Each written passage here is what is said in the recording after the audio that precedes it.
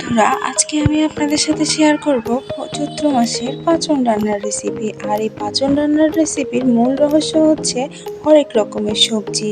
এখানে আমরা কাঁচা কাঁঠাল, মিষ্টি কুমড়ো, গাজর, আলু, মূলো, ফুলকপি ইত্যাদি অনেক রকমের সবজি কেটে ধুয়ে পরিষ্কার করে নিলাম।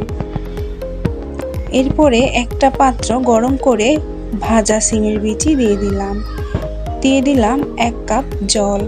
জলটা যখন শুকিয়ে আসবে তখন আমরা সব সবজিগুলো দিয়ে দিব।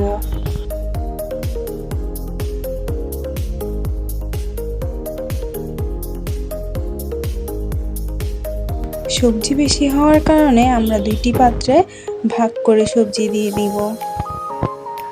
এরপরে কিছুক্ষণ নেড়েচেড়ে সবজিগুলো মজার জন্য রেখে দেব।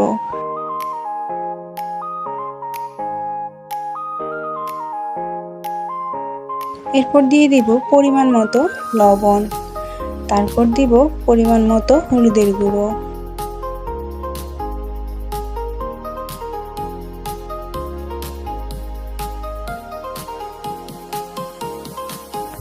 এরপর সবজিগুলো কিছুক্ষণ নেড়েচেড়ে মিশিয়ে নিব এবং ঢাকনা দিয়ে রাখবো যাতে সবজিগুলো মজে যায় এবং সবজিগুলো থেকে জল বেরিয়ে আসে।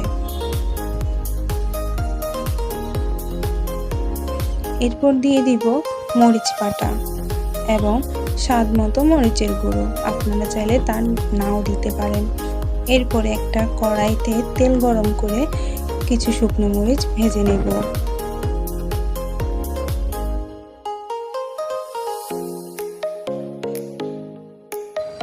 এরপর তেলের মধ্যে দিয়ে দিব কুচি করা নারকেল। নারকেলগুলো যখন বাদামি হয়ে আসবে তখন নারকেলগুলো উঠিয়ে নেব।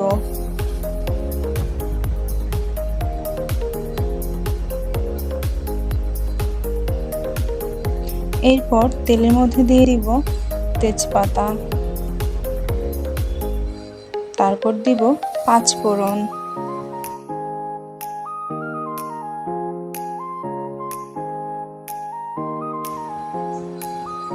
দিয়ে দিব গোলমরিচ বাটা, আদা বাটা, জিরা বাটা।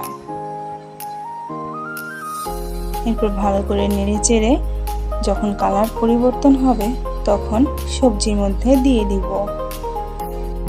এরপর দিয়ে দিব ভেজে রাখা নারকেল কুচি, দিয়ে দিব 1 চা চামচ চিনি, এরপর দিব বাটা গরম মশলা।